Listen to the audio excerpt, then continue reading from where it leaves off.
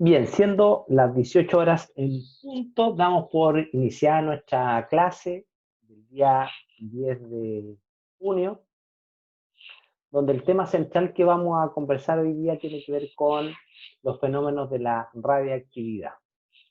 Pero antes de partir con eso, quisiera poder explicar lo que les envié el día lunes por mensaje, por WhatsApp, en términos de la cuál iba a ser el trabajo que ustedes tenían que realizar a lo largo del semestre.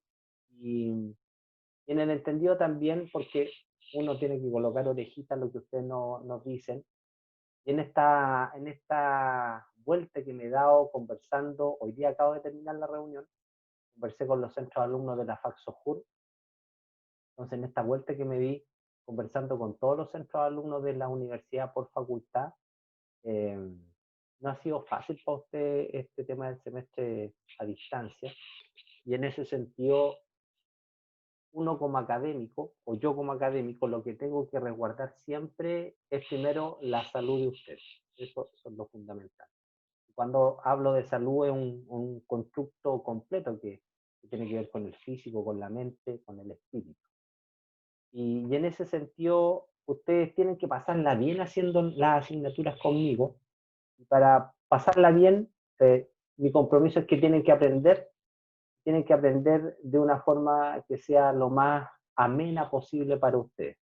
En ese contexto, si bien es cierto, la institución a nosotros nos mandata que tenemos que dictar las clases a través de la internet, lo cumplo, ahí les voy a mostrar.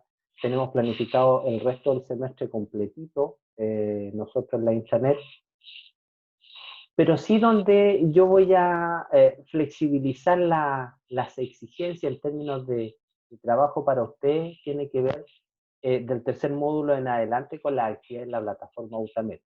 Si bien es cierto, vamos a seguir trabajando con el apoyo de la plataforma UTAMED, que a mí en lo particular me parece una herramienta muy importante de apoyo en esta educación a distancia que estamos teniendo. La flexibilización va a estar dada por que yo no les voy a pedir actividades que tengan que ustedes que realizar adicionales al estudio de la materia que yo les voy a estar subiendo en la plataforma. Y hay un voto de confianza para todos ustedes en términos de que, como yo se los dije al inicio del semestre, para que esta situación de educación a distancia funcione, acá es clave, el actor central son ustedes, porque ustedes saben cuánto tiempo le quieren dedicar al estudio de la materia. De parte mía, yo siempre voy a estar disponible para que ustedes me consulten, y eso se lo he declarado desde un principio, y creo que he dado muestras de, de que eso es verdad. No, profe, después me permite grabar Fabiola Latorre. Y si yo estoy grabando, ¿para qué quiere grabar Fabiola? No cacho. No entiendo. Y usted puede subirla, después baja el video que yo les cuelgo en YouTube, ¿ya? Por si acaso. Así que no es necesario que ustedes graben. Entonces, volviendo a lo que yo les estaba comentando, tenemos la planificación y yo se las voy a mostrar. En este caso, vamos a compartir la pantalla y tenemos nosotros listo nuestro semestre. Miren, se ve, ¿cierto? La internet mía, por favor, alguien que Sí, me diga que profe. sí. Sí, vale, gracias.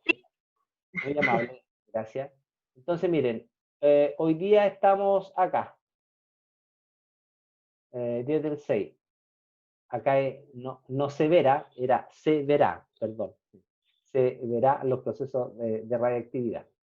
Entonces, acá tenemos la planificación completa del semestre. Tenemos la clase del 17, después el 24 que tiene el primer control, que lo vamos a hacer a través de la plataforma. El 1 de julio vamos a ver el tema de los detectores.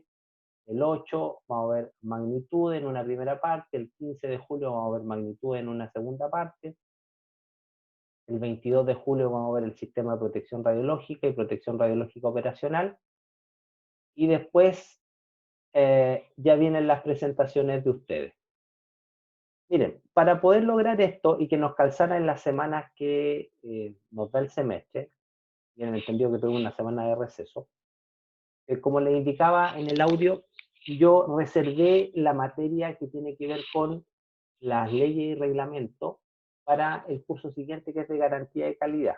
Por lo tanto, ese curso de garantía de calidad lo vamos a comenzar conociendo la normativa chilena y otras normativas que existen en relación a la protección radiológica, porque la protección radiológica va muy de la mano con el tema de la garantía de calidad, así que son temas absolutamente complementarios y no estamos cometiendo ninguna falta, ningún problema. Por lo tanto, el día 29 del 7 va a estar el grupo 1, el grupo 2 y el grupo 3 haciendo sus exposiciones por Zoom. Recuerden que yo les tengo que mandar un documento con la rúbrica a través del cual yo voy a hacer la evaluación. Yo todavía no lo tengo. Mientras tanto, vayan trabajando desde ya su paper y la presentación, ¿vale? Y tienen como máximo de presentación, son 30 minutos.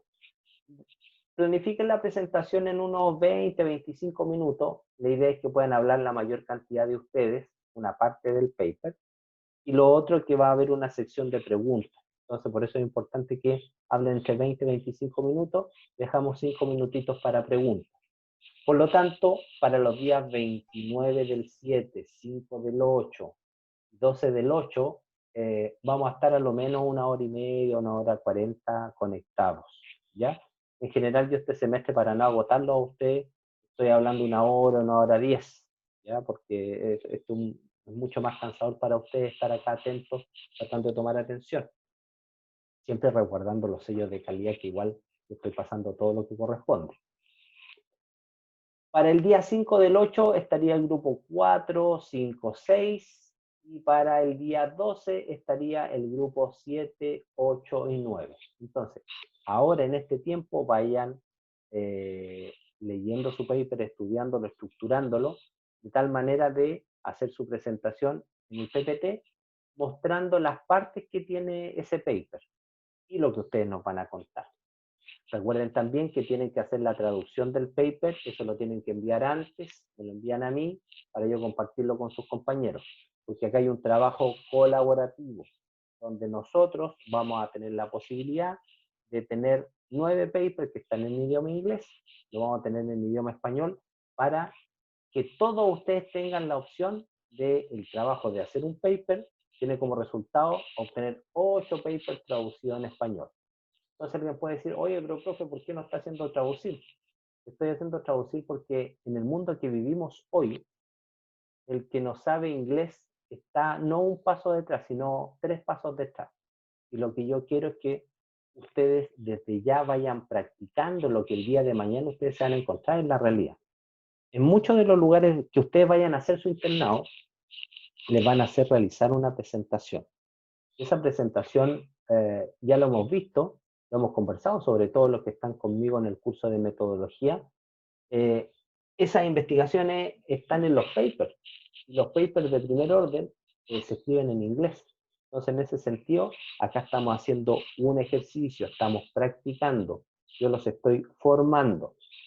Si no entienden pasajes de los papers, lo conversamos, podemos hacer una reunión en particular y yo también les voy ayudando. Y acá quiero ser, voy a ser majadero. Voy a ser majadero.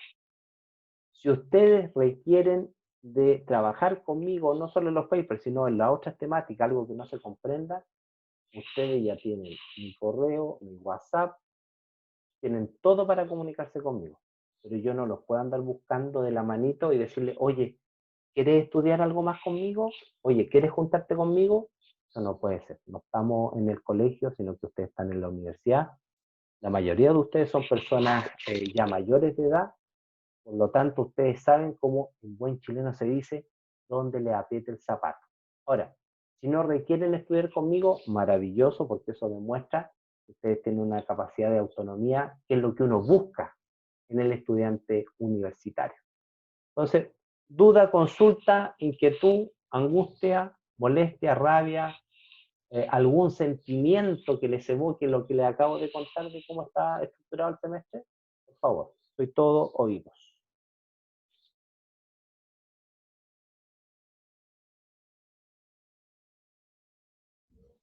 Profe, ¿Mm? ¿va a subir rúbrica para presentar el trabajo del paper? Sí, querida mía, la estoy construyendo. Como tengo tiempo todavía, pero dame de acá unas 2 o 3 semanitas más, por favor. Ya, profe. Perfecto. ¿Algo más?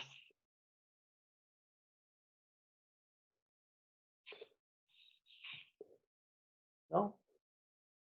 Tan tímidas, tan tímidos. ¿Cómo estuvo la semana de receso? ¿Hubo receso o no hubo receso? Nada, había No, Pero estudiar. Ah, pero estudiar, pero no hubo actividades que ustedes tuvieran que cumplir. sí, estudiar. Ah, Es algo que tenemos que cumplir. no, a lo que voy yo, que algún profesor o profesora le haya colocado alguna actividad a desarrollar en esa semana que tenían que entregar. Bueno, en esta ronda de reuniones con sus compañeros de otras facultades, le mandaron trabajo. Recién estuve reunido con la Faxojur, le mandaron trabajo a los profesores. Entonces ahí donde yo no comprendo, si las instrucciones son súper claras, es receso académico, y si a nosotros los académicos nos avisaron 2 días antes que había receso a la semana siguiente, es problema de nosotros, es responsabilidad de nosotros adaptarnos, y tener que correr todo. Yo tuve que planificar todo desfasado una semana. Entonces yo ahí es donde me caigo y donde muchas veces los alumnos con justa razón reclaman, porque hay colegas que hacen todo lo contrario que lo que la autoridad mandata para tener una relación lo más armónica posible. Pero por lo menos en el caso nuestro, esta asignatura yo cumplí, extendí los plazos, los foros los extendí, las fichas que tenían que cumplir también las corrí, por lo tanto no hay problema con aquello. Bueno, vamos a conversar hoy día algo que ustedes ya sin duda manejan, es clarito que lo manejan, tiene que ver con los fenómenos de radiactividad. Desde el punto de vista de resguardar la conexión, chiquillos, voy a eliminar porque he tenido problemas. He cambiado 3 computadores. No es que yo tenga 3 computadores, sino que me he ido consiguiendo computadores porque la conexión ha estado súper inestable. Entonces, para resguardar eso, que no se me vaya a caer nada, voy a sacar el video para privilegiar el audio y que ustedes me escuchen mejor. Porque no sacan nada con verme si no escuchan bien. Vamos a compartir la pantalla. Estamos. Bueno, ustedes saben que todo este fenómeno de radiactividad está absolutamente vinculado, relacionado al descubrimiento de los rayos X.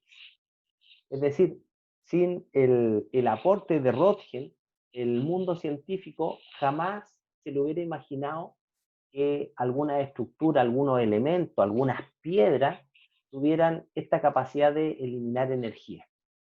Entonces, ¿qué es lo que sucedió? Ustedes se recuerdan cuándo Röntgen descubrió los rayos X, ¿cierto? El 5 de noviembre de 1800. ¿Cuánto? 1895. El 5 de noviembre. el 8.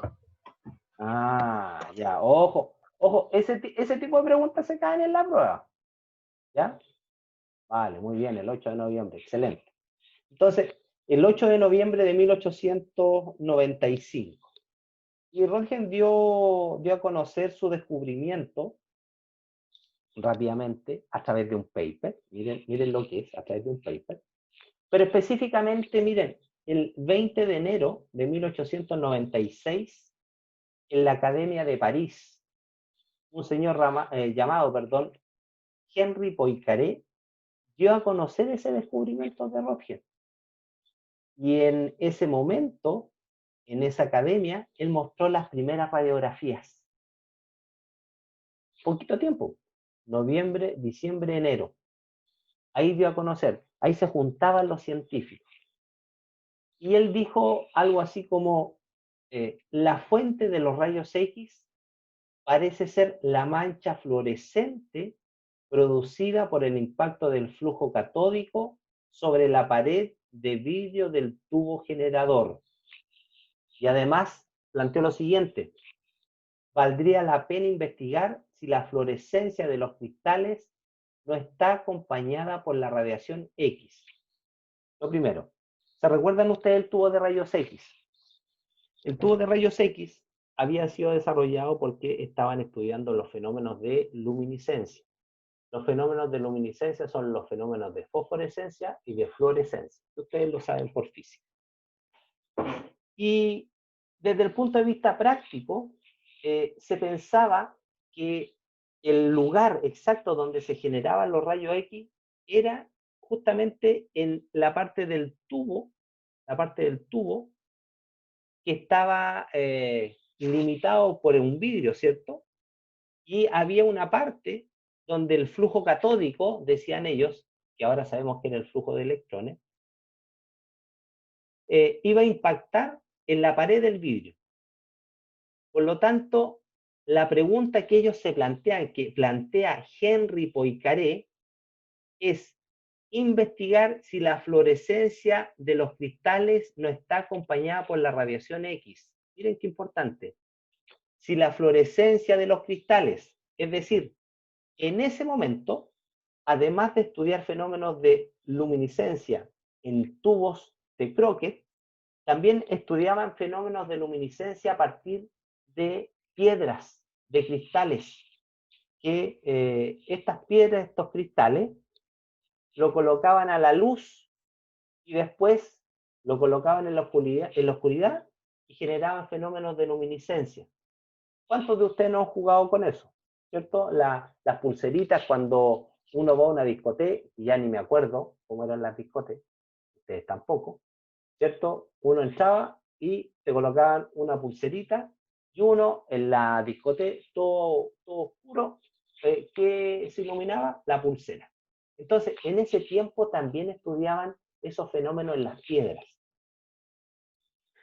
Y justo en esa conferencia del 20 de enero de 1896, había un señor, un francés, y acá está la fotito, llamado Henri Becquerel.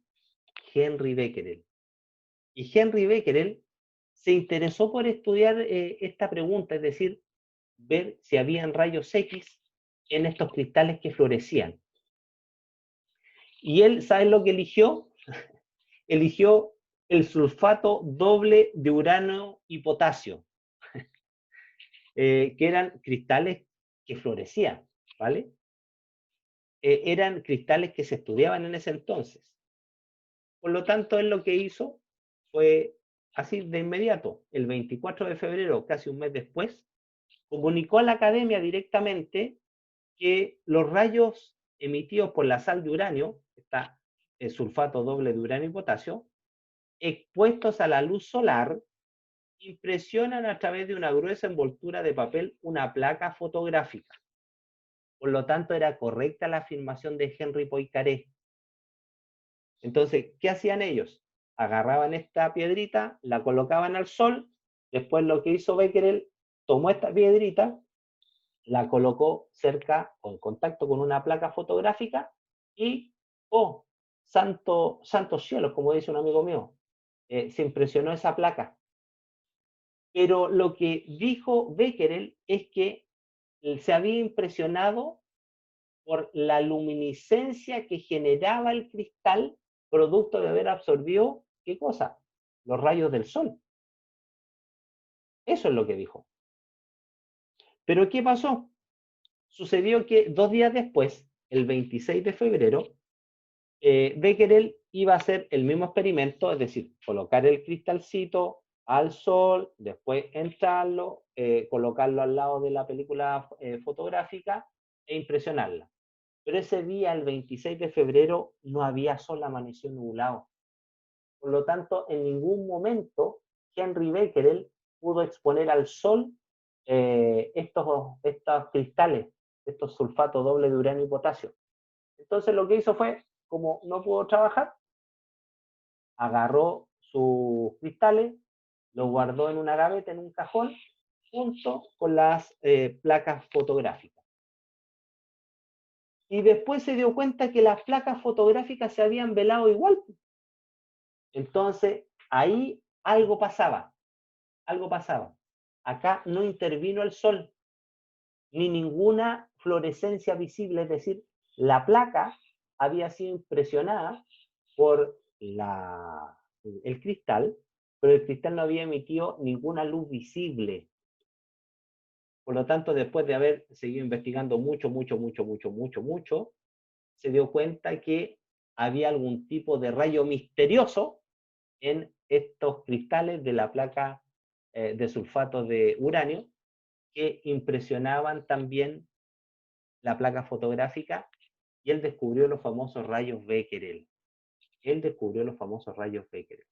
Entonces, se comprende cómo se descubre la radiactividad, es decir, se asocia un fenómeno necesariamente con fenómenos de luminiscencia, de luz que generaban algunos cristales, pero Becquerel se dio cuenta que algunos cristales impresionaban igual placas fotográficas sin luminiscencia alguna, sin luz alguna, sino que había otro tipo de rayos, que lo llamó rayos Becquerel, que impresionaban. Bueno, y acá... Profe, adelante. estos rayos Becquerel podrían ser rayos gamma, porque por su origen como es nuclear, O hay que ver cuál es el o decaimiento partículas, del pero por uranio. ejemplo dentro de los fotones podrían ser rayos gamma. No, claramente, gamma. Eran gamma, o eran alfa, Ajá. o eran beta. Y Algo eran era, beta, eran partículas. algo era, pero en ese momento lo único tangible fue que se ennegreció la película.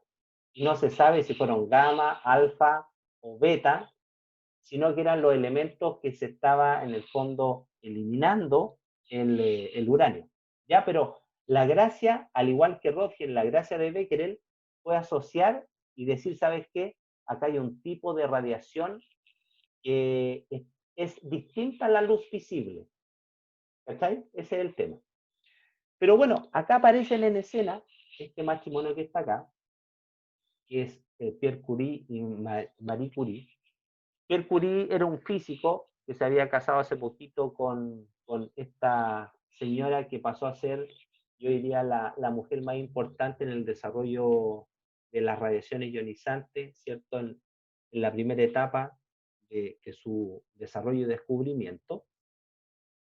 Y en el fondo ellos se interesan por estudiar otros cristales, otras piedras, si tenían estas mismas particularidades, características que había descrito en este caso Becquerel para el sulfato doble de uranio y potasio.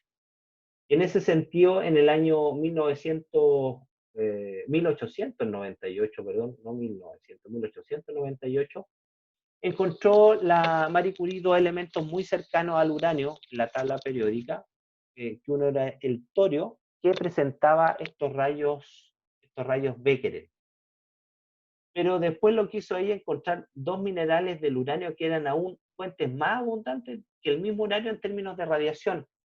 Era la pechblenda, que es el óxido de uranio, y la chalcolita, que es el fosfato doble de uranio y potasio. Y en ese sentido ella se planteó una pregunta. Y la pregunta fue, ¿no existirán en estos elementos sustancias más activas que el mismo uranio y torio? Y ahí es donde empieza este trabajo, porque ellos eran químicos también. Recuerden que en ese momento la gente, si bien es cierto, eran físicos, químicos, pero sabían de todo y hacían de todo. Por lo tanto, lo que hizo el matrimonio Curie fue empezar a poder buscar dentro del uranio y el torio si habían otros elementos. Y para eso hacían un trabajo manual. ¿Ustedes cachan lo que significaba esto? A la luz de lo que sabemos hoy día. Pero ellos todos lo trabajaban a mano. Por ejemplo, ahí sale la Madame Curie con una pipeta. Ellos pipeteaban, diluían, todo en contacto directo. ¿Ya? Bueno, Madame Curie se murió de cáncer, eso está claro. Pero Pierre Curie, por esas cosas de la vida, murió atropellado. no murió de cáncer, murió atropellado. Entonces, en ese sentido, ella encuentra, como les digo, la pechblenda, y lo otro importante, encontró el polonio, y finalmente encuentra el radio. Ojo, el radio, chiquillo, desde el punto de vista histórico, es el elemento radiactivo que se usó en una primera instancia para los tratamientos del cáncer, de la radioterapia, y hasta yo diría, estamos al 2020. Semillas de radium se usaron hace unos 30 años, 40 años atrás, ¿ya? Para hacer braquiterapia. Recuerden ustedes que braquiterapia es el tratamiento contra el cáncer donde uno coloca en contacto una fuente radiactiva con un órgano, con un tejido. Ejemplo de aquello es la braquiterapia intracavitaria que se da a las mujeres que tienen o que tenían cáncer de útero, donde se le introducía por la vagina, su canal vaginal, unos tándem que se decían. Esos tándem en el fondo eran una suerte como de crochet, ¿han visto los crochets con los cuales las mamás tejen? Los crochets, donde en la punta esos crochets tenían una zona donde se colocaba la pastilla radiactiva y se dejaba ahí la mujer aislada por 2 o 3 días. Pero bueno, eso es un poquito de historia. La Madame Curie, obviamente, recibió el premio Nobel, eso está cayendo. Pero acá también aparece en escena, y es importante que ustedes lo tengan en cuenta, el aporte que hizo Ernest Rutherford. Ernest Rutherford, que descubrió un montón de cuestiones. Y también anduvo metido en los temas de radiaciones. Y así como en el año 1899, él demostró que la radiación de las sales de uranio presentaban 2 tipos de radiación. Mira qué interesante. Becquerel nunca dijo nada, Becquerel siempre se quedó con que eran los rayos Becquerel, pero Ernest Rutherford sí descubrió que habían 2 tipos de radiación. ¿Y cómo se dio cuenta? Porque los hacía pasar por diferentes espesores de metal. Y miren ustedes, a los más absorbidos los llamó partículas alfa y a los menos absorbidos los llamó partículas beta. Entonces, Rutherford también participó en el desarrollo de la radiactividad. También en esta revisión histórica que estamos haciendo, me interesa que conozcan a Paul Villard, se escribe Villard, que él en el año 1890 descubre un tercer haz en estas sales, al que llamó rayos gamma. Eran mucho más penetrantes que los beta y no se desviaban por campos magnéticos eléctricos. Y también demostró, Paul Villard, que estos rayos gamma tenían las mismas características que los rayos X. Miren ustedes. Entonces, ahí hemos hecho un pequeño repasito histórico en relación a los fenómenos de radiactividad. ¿Hay alguna duda, alguna consulta? Profe, yo una consulta. Sí, hijito. ¿Podría ser tan amable de describir el óxido de uranio y el óxido de, creo que se llama óxido de doble potasio uranio, no sé si lo escribí bien, Sí, hijito. pero dijo otro nombre, el Peskova, algo así. Sí, te lo Y repito. otro más. ¿Sabes lo que pasa? Que acá tengo miedo que el computador se me trabe si empiezo a abrir más cosas. Pero no hay problema. Y yo te los mando por WhatsApp, se los mando todo por WhatsApp los nombres. ¿Ya? Se los Ya, escribo, profe. ¿vale? Para que lo Gracias. tengan. Pero, Vale, gracias. ¿qué pasa? Unos chascarros con el tema de internet que ni les explico. Entonces estoy medio curado de espanto con este tipo de cuestiones. Denme un segundo si son tan amables. Dígamelo a mí, profe, que estaba haciendo que hice las pruebas con una tablet. ¡Ay, compa! ¿En serio? ¡Qué terrible! ¿Ah? Imagínese redactar un Word con una tablet. ¡Ay, qué terrible! Oye, yo le adelanto al tiro que las pruebas que voy a hacer yo van a ser de alternativa, chiquillos. ¿Ok? Tenemos que facilitarnos la vía, ¿ya? Tenemos que facilitarnos la vía y van a ser alternativas. y les digo al tiro, y el que se quiera copiar, se va a copiar, porque no hay ninguna forma, y hablemos las cosas como son, no hay ninguna forma de evitar que la persona que se quiera copiar no se copie. De partida pueden haber más de 2 personas juntas, o le sacan un pantallazo y se lo comparten con su compañero. Así que yo las y los invito a que en un acto de honestidad con ustedes mismos, no se copien en las pruebas mías. ¿Ya? No se copien en las pruebas mías. De que se pueden copiar, se pueden copiar. Mira, cáchate que se copian cuando el profesor está ahí y no van a copiar cuando el profesor no está. Pero por eso yo apelo a vuestra honestidad y que sean capaces de colocar a prueba sus conocimientos. Mira, partan de la base de lo siguiente, mira. Esta asignatura, ¿cuáles son los porcentajes de aprobación? Trabajo en la UTAMED, tienen la presentación y tienen las pruebas. Aunque les fuera muy mal en las pruebas, con las otras cosas, lo más probable es que les vaya a ir muy bien. ¿A quién le puede ir mal en una presentación? Si van a estar en grupo. Si han cumplido en tiempo y forma con la UTAMED, van a tener una excelente nota, sobre 6, la mayoría va a tener 7. Entonces, ¿qué les quiero decir con esto? Que las pruebas no van a tener la necesidad de tener que sacarse una gran nota. Ojalá se saquen todo un 7. Entonces, con eso les quito la necesidad de tener que copiarse. No sé si logro transmitir el mensaje. Desde el punto de vista de que ustedes mismos se sientan contentas y contentos de la nota que se van a sacar en las pruebas porque se lo sacaron ustedes, para bien o para mal. ¿Ya?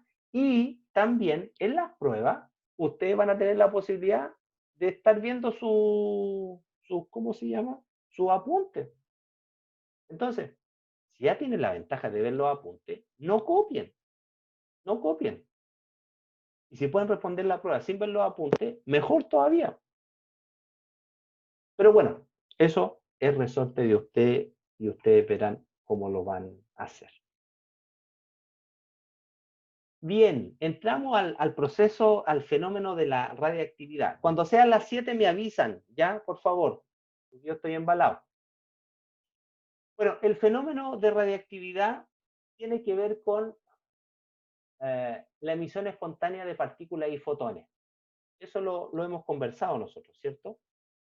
Y en ese sentido, acá lo que se va a generar es una suerte de estabilidad nuclear, es decir, el núcleo, desde el punto de vista de su constitución nuclear, tiene un desequilibrio entre sus nucleones. Y la única forma de buscar esa estabilidad, ese equilibrio, esa relación armónica entre neutrones y protones es botando pedazos de ese núcleo. Y ese pedazo de núcleo es, desde el punto de vista de la masa, puede ser a través de partículas alfa o beta, pero recuerden ustedes que hay una equivalencia entre masa y energía, y lo conversamos en el defecto de masa que en la sesión anterior ustedes lo esbozaron, que tiene que ver con que cuando yo maso, el masar significa pesar, ¿cierto? Yo maso un núcleo, yo maso un átomo en su totalidad y después lo maso sumando la masa de sus partes, hay una diferencia. Entonces hay una diferencia cuando está todo junto, cuando está todo unido, que cuando está todo por separado, es decir, nucleones y electrones. Y esa diferencia en términos de masa se explica porque debe haber una energía que mantenga unido, cohesionado ese núcleo. Y ese es el famoso efecto de masa. Y eso es lo que se va liberando, se va botando. Y es una de las mayores fuentes de energía del mundo, esa energía que está manteniendo cohesionado, unido, un núcleo de un átomo. Bueno, núcleos con un A mayor a 209 necesariamente, chiquillos, son inestables. por lo tanto va a tener algún familiar dentro de sus isótopos, algún elemento que va a ser radiactivo. Ya lo vimos, ¿cierto? Que existían series radiactivas que eran naturales y artificiales, lo conversamos. Y está el proceso de decaimiento radiactivo, es decir, el cómo va eliminando partes de su núcleo estos átomos a través de una relación de las fuerzas nucleares. Mira, acá es importante entender que hay en estas series radiactivas, hay una cadena de elementos radiactivos que se van sucediendo, lo que ustedes conocen entre padre e hijo, que se lo han visto en física.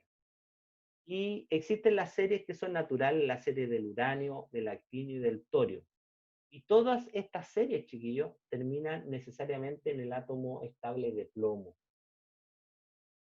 Después, lo otro relevante entender es que desde el punto de vista del decaimiento radiactivo, dentro de la radiactividad, el proceso de decaimiento radiactivo está relacionado con las fuerzas nucleares involucradas. Esto se entiende ya que entre los protones existe lo que se llama una fuerza de repulsión. ¿Por qué? Porque tiene la misma carga eléctrica, o lo que se conoce como las fuerzas columbianas, que tenderían a abrir, a eliminar, a repeler, en este caso los protones, por lo tanto, tenderían a salir del núcleo.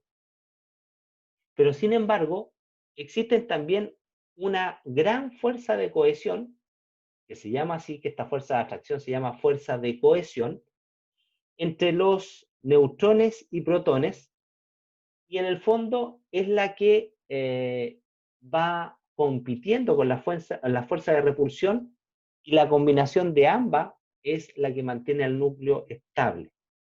Ahora, acá la vedette del show, diríamos así, son los neutrones, porque los neutrones son los que van a permitir que coexistan en un mismo espacio partículas que tienen la misma carga como los protones. Por lo tanto, acá tiene que haber una equivalencia entre neutrones y protones, que puede ser de 1,5 veces. 1,5 veces. Y en ese sentido ahí se va generando cierta inestabilidad en los núcleos. Por lo tanto, en resumen, el fenómeno de radiactividad, hay una competencia de dos fuerzas. Por un lado las fuerzas columbianas, y por otro lado las fuerzas de cohesión. Los neutrones son partículas estabilizadoras del núcleo. Entonces, cuando hay mucho número de neutrones, también se genera una desestabilización del núcleo y aparecen los fenómenos de radiactividad. Vamos a ver. No sé qué tengo acá. Acá tenemos un núcleo que va a estar compuesto, ¿cierto?, de protones y neutrones. Neutrones los coloqué con dos cargas. Y acá van a coexistir las fuerzas columbianas, que van a tender a disgregar ese núcleo, y las fuerzas de cohesión. ¿Qué características tienen las fuerzas de cohesión? Es una fuerza de tipo saturada, es decir, cada partícula es capaz de interactuar con un pequeño número de otras partículas. Es decir, el neutrón no puede atender a muchos protones, sino que va atendiendo a una pequeña cantidad de otros protones. Es dirigida, es decir, depende de la orientación de los spin. No los voy a enredar con eso, pero desde el punto de vista de su característica es dirigida, tiene una orientación. Y lo otro importante, que es independiente de la carga. Eso es fundamental, las fuerzas de cohesión es independiente de la carga. ¿Por qué? Porque la fuerza entre dos protones es igual que la que existe entre dos neutrones o entre protón y neutrón. Hablemos de lo que es realmente importante, de lo que es el decaimiento radiactivo. Esto es la base de una especialidad que algunos de ustedes el día de mañana se puede dedicar. Como yo me dediqué, yo no le he contado, pero mi primera pega como tecnólogo médico fue en el servicio de medicina nuclear del Hospital de la Católica. Ahí trabajé yo, donde veíamos todo este tema de los centigramas, y había que calcular las dosis que uno le iba a entregar al paciente. Pero uno no hablaba de la dosis que le voy a entregar al paciente. Uno hablaba de la actividad que yo le iba a entregar al paciente. Y ahí hay que entender todo este proceso de decaimiento radioactivo. Mira, al igual que el fenómeno de atenuación de la radiación, que lo vamos a ver la próxima semana, el decaimiento radioactivo tiene un comportamiento de tipo exponencial y se explica por esta fórmula, por esta formulita. Que esta fórmula nosotros vamos a tener al final un número de núcleos que no se va a desintegrar. ¿A partir de qué? De un número en un tiempo cero, donde van a haber dos variables. La famosa constante de desintegración, que es un valor que es fijo, ¿cierto? Es propio de cada uno de los núcleos que se va a estar desintegrando, de los átomos, en un tiempo determinado. Entonces nosotros podemos hacer cálculos a través de esta formulita y al final de la clase les voy a plantear un ejercicio que ustedes van a tener que resolver. Hablemos de la constante de decaimiento, ese valor ese valor sigma, ¿cierto? Que estaba en la fórmula. Dice, la constante de decaimiento de un núcleo radiactivo es la fracción del total de átomos que decaen por unidad de tiempo y se denota por el símbolo lambda. Lambda, no sigma, lambda, me equivoqué yo. Y eso es propio de cada núcleo radiactivo, es decir, esa fracción de átomos que se va a decaer por unidad de tiempo, esa velocidad de decaimiento es propia de cada uno de los átomos. Y ahí está la formulita. Mire, logaritmo de 2 dividido por el periodo de semidesintegración o semiperiodo. No es vida media. Ojo, no es vida media. Muchos colegas, muchos médicos, muchas personas se equivocan y hablan del T medio como la vida media. No. La vida promedio, la vida media es otra cosa, ya lo vamos a conversar. Esto se llama periodo de semidesintegración o semiperiodo. Así yo puedo calcular, en este caso, cuál es la constante de decaimiento de un núcleo radiactivo. Yo sé que todo esto es repaso para ustedes porque ustedes lo han visto o lo están viendo en física, pero tengo que pasarlo igual para quedarme tranquilo con mi conciencia. Miren, acá está, periodo de semidesintegración o semiperiodo o T medio. Y se define como el tiempo requerido para que una muestra de átomo radiactivo disminuya a la mitad. Se viene a parecer como a qué concepto que ustedes han visto en rayos X. ¿Se acuerdan? Algo que disminuya a la mitad la intensidad de la radiación. ¿Cómo se llama eso? El HBL. El HBL, muy bien. El HBL, excelente. Acá el concepto de periodo de semidesintegración o semiperiodo es eso mismo. Es una muestra de átomos radiactivos que disminuye a la mitad. El tiempo que pasa, eso va a ser mi periodo de semidesintegración. Como yo les indicaba en antes, esta característica es absolutamente propia, única de cada uno de los átomos. Y la fórmula está por el despeje de la constante de semidesintegración, ¿vale? La constante de decaimiento, perdón, de decaimiento. Ahí está la vida media, o vida promedio, que se define como el tiempo promedio que un átomo va a permanecer sin desintegrarse. Es lo que algunos le llaman la esperanza de vida de un átomo. ¿Qué átomo? No tengo idea. No tengo idea. ¿Y cómo se calcula? Al dividir 1 en la constante de decaimiento.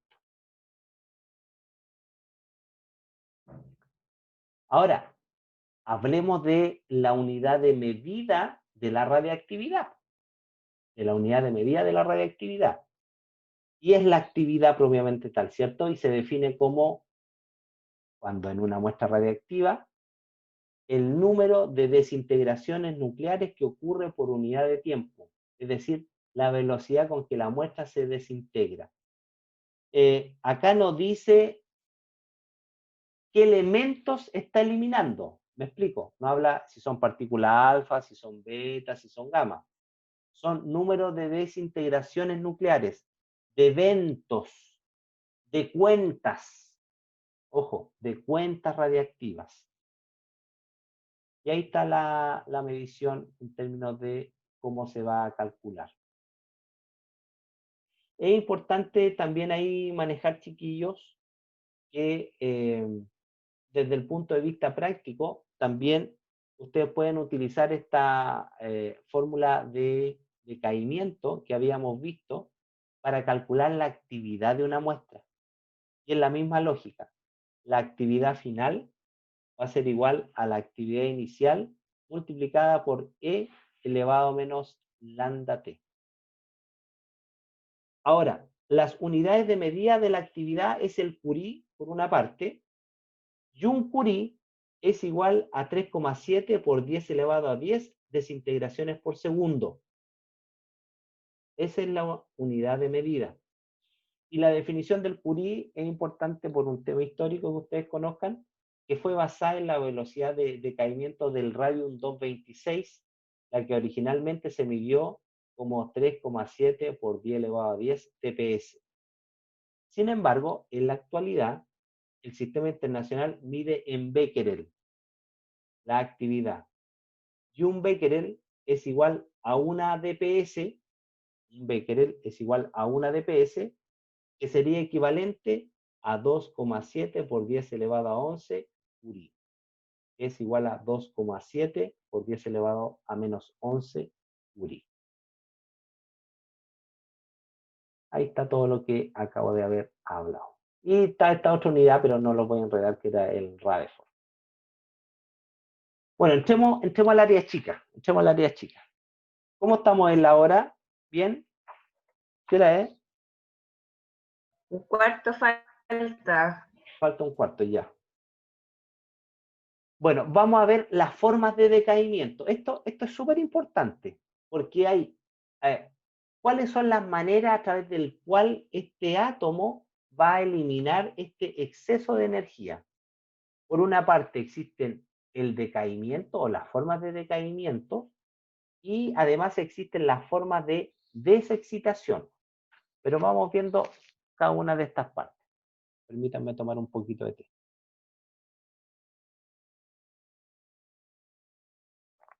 Formas de decaimiento.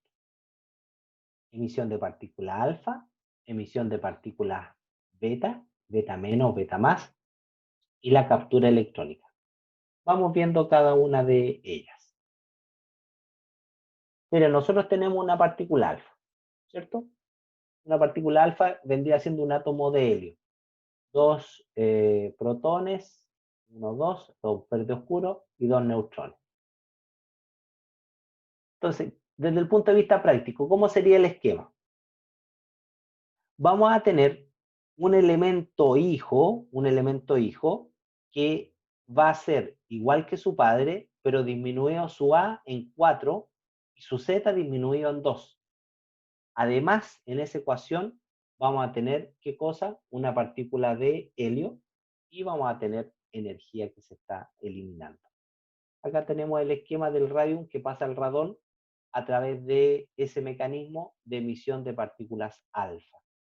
Acá, en este caso particular, habrían dos tipos de partículas alfa que se emitirían. Una que saldría casi un 99% de las veces que un átomo se está decayendo, y otra que saldría un 1% de las veces con diferente energía. Hablemos de las partículas beta. Las partículas beta, como se dice, es una emisión que se caracteriza necesariamente por la emisión, la eyección de un electrón positivo o un electrón negativo, que es el famoso negatrón. ¿Alguno ha visto los Transformers? Ahí aparece el negatron, ¿cierto? Pero venía desde antes el negatron. Después, como característica, también es, como un núcleo no existen los electrones, estos se transforman por una conversión de un protón o un neutrón. Mira qué interesante, hay una transformación. Es decir, lo que hay en exceso dentro del núcleo se va a transformar en esta partícula beta. Lo otro relevante, y esto tiene que ver con protección radiológica, es que el espectro de las partículas beta es un espectro de tipo continuo.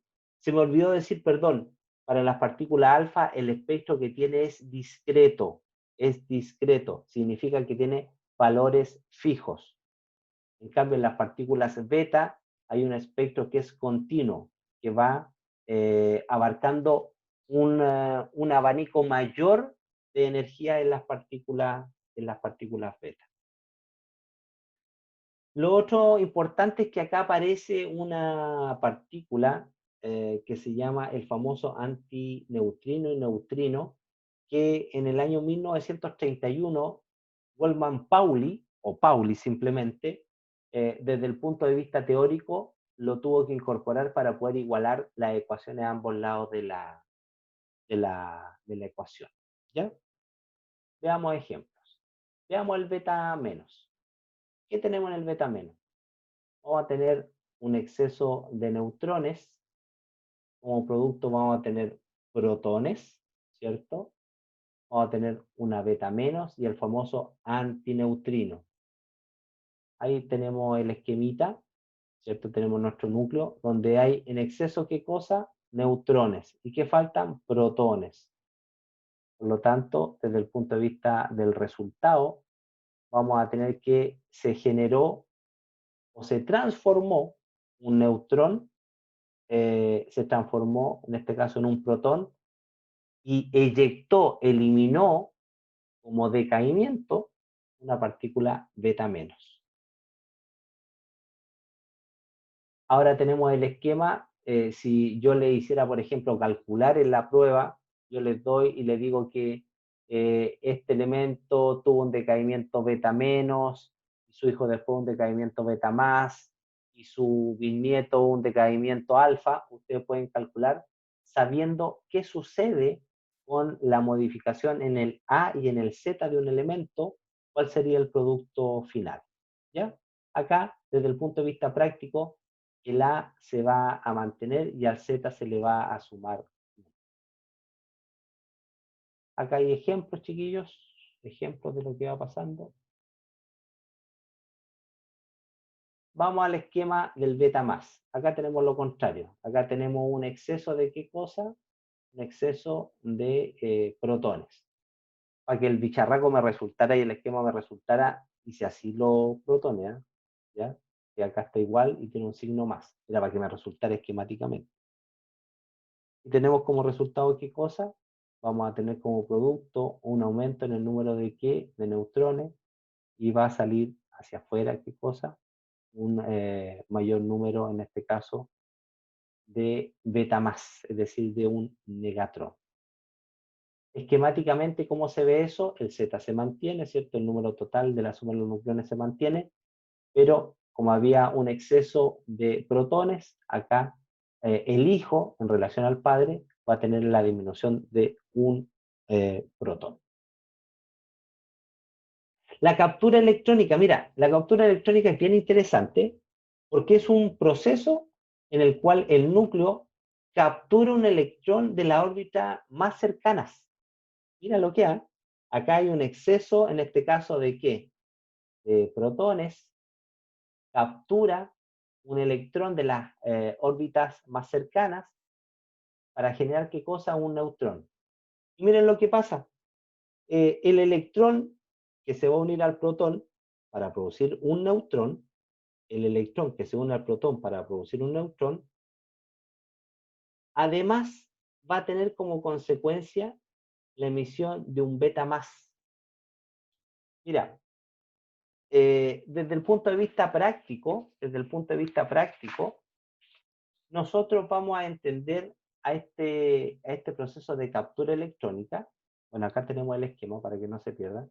Tenemos el núcleo, tenemos un electrón afuera, y después ese electrón lo va a capturar y lo va a usar para transformar, ¿qué cosa? El exceso de protones en un neutrón más.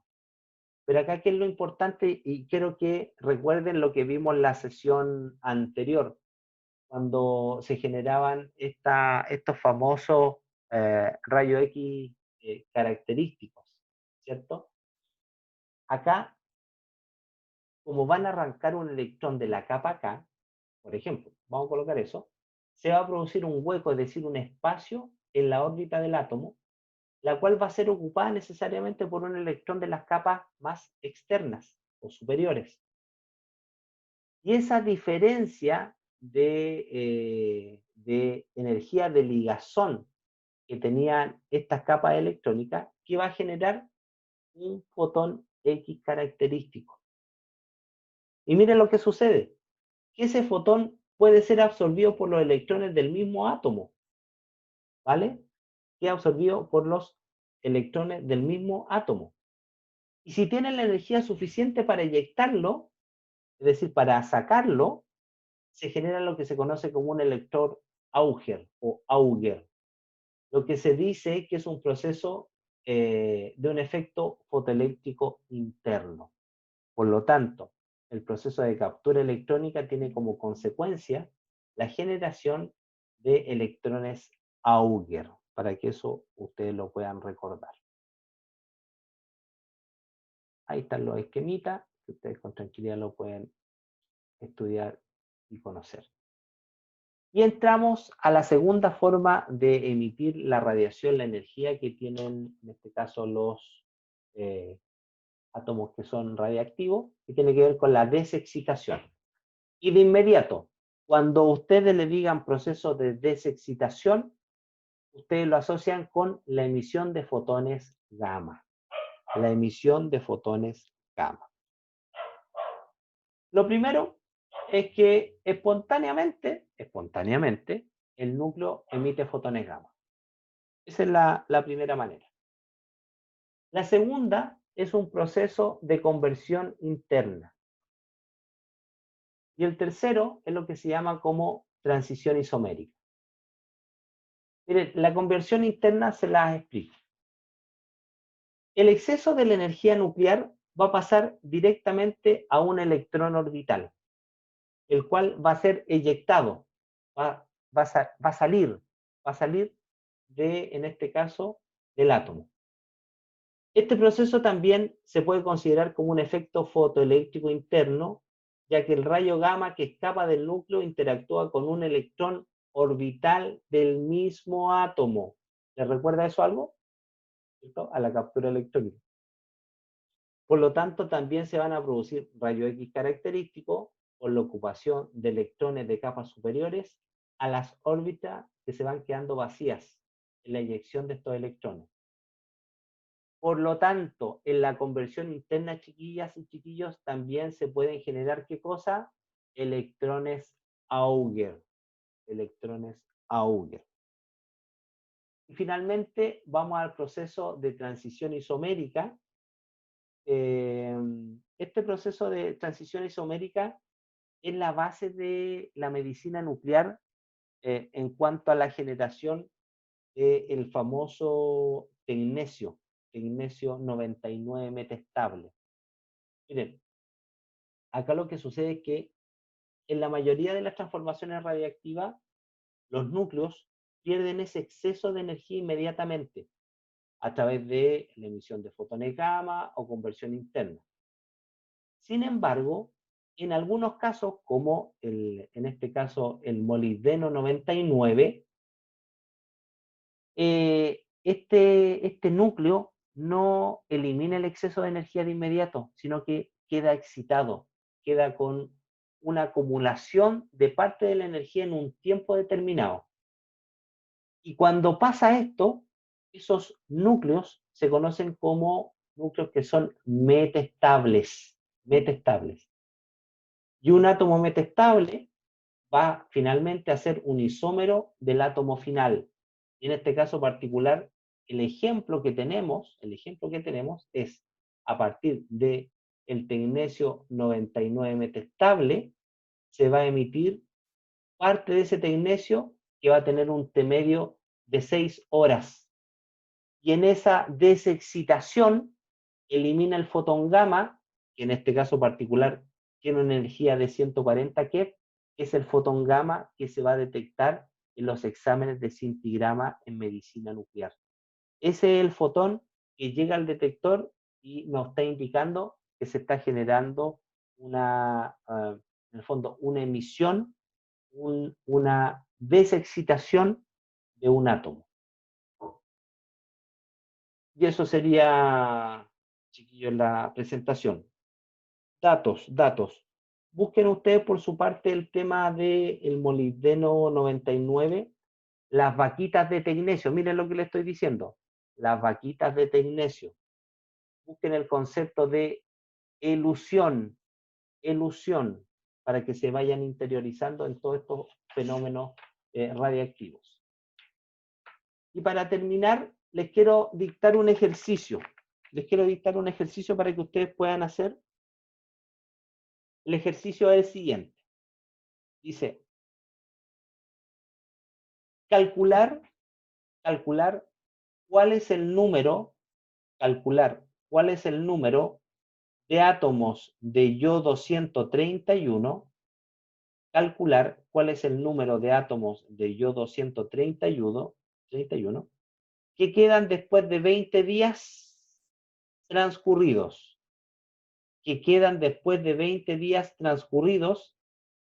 Si es que el número de átomos originales, o N0, si el número de átomos originales, o N0, es igual a 4,6 por 10 elevado a 17 átomos.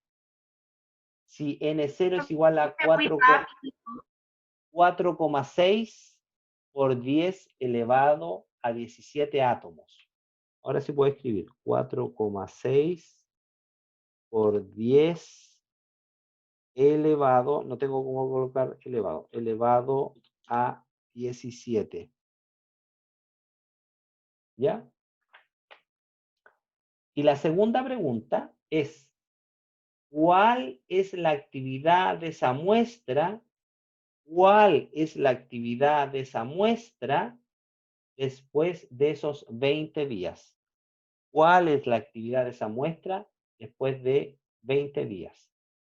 Miren, las 5 primeras personas que me envíen a mi correo y que me lleguen al correo los ejercicios resueltos van a tener 0,5 décimas para la primera prueba. Las 5 primeras personas que lleguen a mi correo van a tener 0,5 décimas, si es que está bien, obviamente los dos ejercicios. Profe, ¿podría repetir la primera? ¿Cómo no?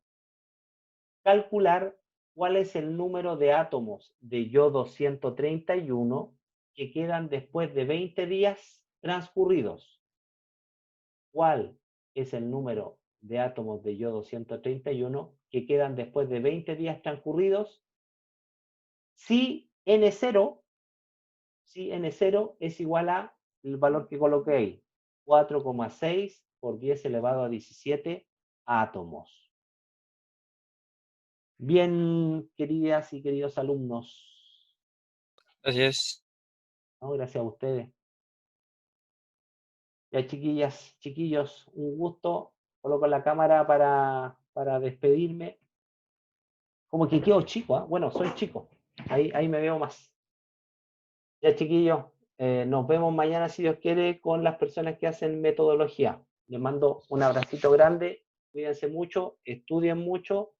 Y démosle para adelante, con toda la flexibilidad del mundo, pero estudien, aprendan, y yo estoy a vuestra disposición. Un abrazo, que estén muy bien, cuídense. Chao. Chao, profe, que esté bien usted igual. Igual, gracias, chao.